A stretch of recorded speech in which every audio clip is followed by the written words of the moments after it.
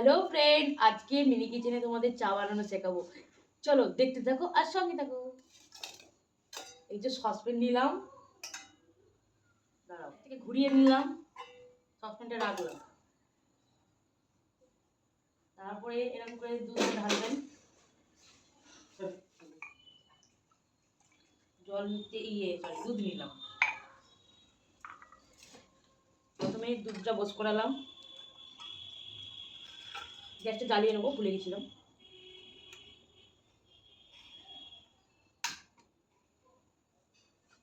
গ্যাসটা একটু বাড়িয়ে দিলাম।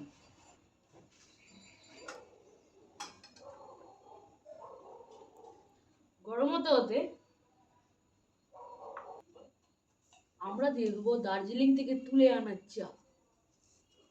এই যে 1 চামচ, পারলে আর একটু যদি কড়া করে খান তাহলে আরেক চামচ দিয়ে দেবেন। তেজপাতা, তেজপাতা দিলে খুব টেস্টি হয় আর খুব ভালো খেতে লাগে। তার জন্য এই 3টে তেজপাতাকে একটু ছিঁড়ে দিয়ে দেবেন।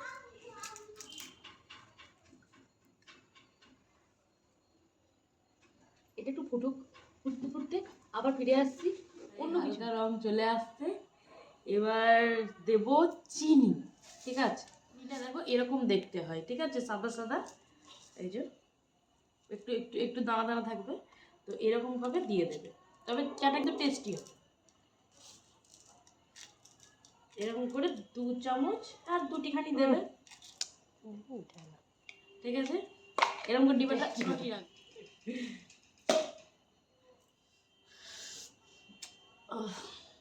দেখো চাটা এখন ফুটছে, লড়ছে। চায়ে কোনো চামচ কোনো কিছু দেবেন না, তাহলে চা টেস্টি হবে না, ঠিক আছে। চামচ আমি দিচ্ছি না। বলা হয়েছিল যে চাটাকে চামচ, শুনুন, আপনাদেরকে বলা হয়েছিল যে চায়ে কোনো চামচ দেবেন না, যাতে হচ্ছে চাটা নষ্ট হয়ে যায়। তো তার জন্য এখন আমি চাটাকে একটু দুলাবো। এরকম করে চাটা দুলাবেন।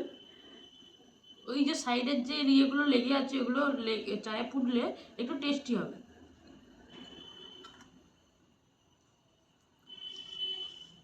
কি দারুণ! লাস্টে একটু সেন্ট আনার জন্য, এটা হচ্ছে গাঁদা ফুল শুকিয়ে গেছে, ঠিক আছে, তার হচ্ছে পাপড়ি, ঠিক আছে। এইগুলো একটু চায়ে এরকম করে ছড়িয়ে দেবেন। এত সুগন্ধ, পাড়ার ঘরের, পাশের ঘরের, অন্য পাড়া থেকেও চলে আসবে এই সুগন্ধে। তো এরকম করে ছড়িয়ে দেবেন, ঠিক আছে। উফ, কি যে সেন্ট ছাড়ছে, কি বলবো আপনাদের। এক্ষুনি পাড়ার ঘরে আন্টিগুলো সব ছুটে ছুটে আসবে, টেনশন করবেন না, আপনাদেরকে ভিড়গুলো দেখাবো।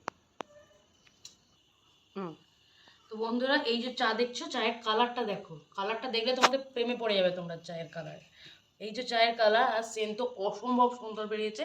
এবার এই যে একটা ছাঁকনি দেখতেই পাচ্ছ পিঙ্ক কালারের, তো এই ছাঁকনিতে এরকম করে চাটা ছেঁকে নেবে, দেখতে পেয়েছ, এরকম করে চাটা ছেঁকে নেবে। এই যে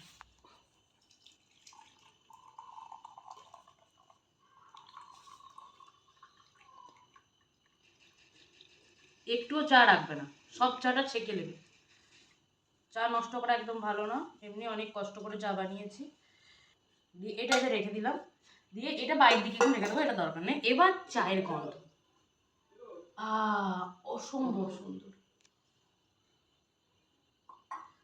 তো আমার ক্যামেরাম্যানের জন্য আরেকটা,